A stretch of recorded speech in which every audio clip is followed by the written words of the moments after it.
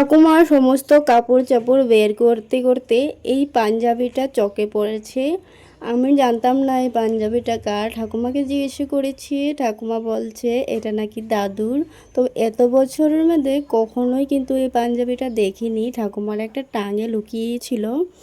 তবে এত বছর পরে পাঞ্জাবিটা আমরা দেখতে পেলাম। দাদুকে তো দেখতে পারিনি, কিন্তু দাদুর পাঞ্জাবি দেখতে পেলাম। অনেক বছর থেকে ঠাকুমা এটাকে সামলিয়ে রেখেছিল। ঠাকুমাও হয়তো ভুলে গিয়েছিল যে দাদুর পাঞ্জাবি আজ অবধি আছে। আজকে আমি সমস্ত কাপড় চোপড় বের করতে গিয়ে এই পাঞ্জাবিটা খুঁজে পেয়েছি। বলছে একটা পায়জামাও ছিল, পায়জামাটা কিন্তু পাইনি, কোথায় যেন হারিয়ে গিয়েছে। তবে পাঞ্জাবিটা দেখে খুবই ভালো লেগেছে। দাদুকে দেখতে পাই নাই, দাদুর পাঞ্জাবিটা তো দেখতে পেয়েছি।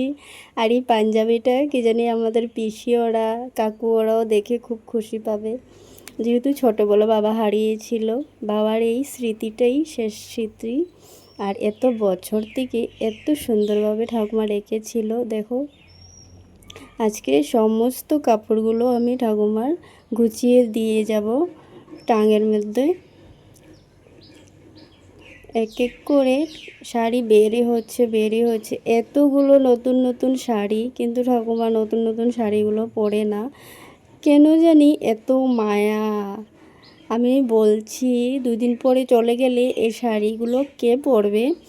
বলছে চলে যাব যখন তো চলে যাব, কিন্তু থাকতে তো আমার মায়াটা থেকেই যায়। মায়াই তো সব কিছু। এই সুন্দর সুন্দর শাড়িগুলো আগলিয়ে রাখতে খুবই ভালো লাগে, পরতে বলে ইচ্ছে হয় না। এতগুলো শাড়ি, কিছু কিছু শাড়ির তো প্যাকেট অবধি খুলে নেই। আমারও হয়তো এতগুলো কাপড় নেই যতগুলো কাপড় ঠাকুমার আছে, যতগুলো শাড়ি ঠাকুমার।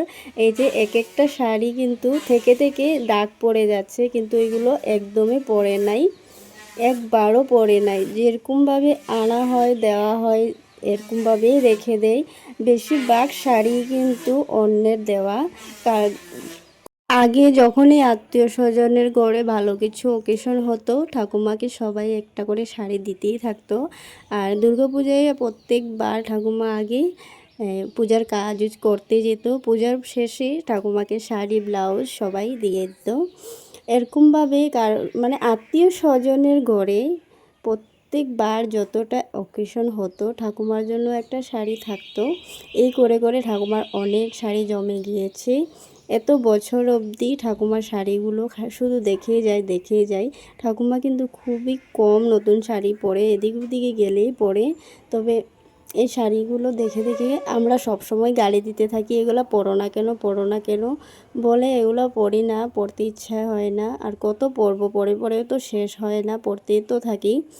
তো আমি বলি যেই শাড়ি একটুখানি পুরান হবে এটাই তুমি সাইড করে দেবে, আবার নতুন পরবে। বলে নতুন শাড়ি পরে আরাম লাগে না, তো পুরান শাড়ি ঘরে পরে থাকা ভালো, তাই আর জোর করি না। সবাই তো জানো নতুন কাপড় সবসময় পরা যায় না। যাই হোক, ঠাকুমা যতদিন আছে তো আছে, আর না থাকলেও ঠাকুমার স্মৃতি হিসাবে এই শাড়িগুলো তো থাকবেই। তো সমস্ত কাপড় চোপড় গুছানো হয়ে গেছে। আরও কিছু কাপড় আমাদের ঘরে রয়ে গিয়েছে, কিছু কাপড় পিসিদের ঘরে রয়ে গিয়েছে। তো ঠাকুমাকে বলছি এখন যতটুকু এখানে আছে এগুলো আমি গুছিয়ে দিয়েছি, আর বাকি কাপড়গুলো লাহে লাহে এনে তুমি এটাতে গুছিয়ে রেখে দেবে। টাংটা অনেক বড় ছিল, তাই টাঙের মধ্যে আরও অনেক জায়গা আছে ঠাকুমার সমস্ত শাড়ি রেখে, কিন্তু আরও একটুখানি জায়গা থাকবেই। আমি জানতাম ঠাকুমার অনেকগুলো শাড়ি, তাই আমি বড় টাঙে এনেছি। তো আমার এই ব্লগটা কেমন লেগেছে অবশ্যই বলে যেও। যারা যারা ঠাকুমা আছে সবাই ঠাকুমাকে ভালোবেসো, কারণ ঠাকুমার মতন কেউ হয় না। ছোটোবেলা যখন কারো ঘরে কিছু দিত ঠাকুমা কিন্তু খেত না, শাড়ির কোনায় বেঁধে আমাদের জন্য নিয়ে আনতো। আর এই কথাটা কিন্তু কেউ ভুলো না। আমি তো কখনোই বলতে পারবো না ঠাকুমা আমাদের জন্য কি কি করেছে, কখনোই বলতে পারবো না। ঠাকুমার তুলনায় কেউ নেই।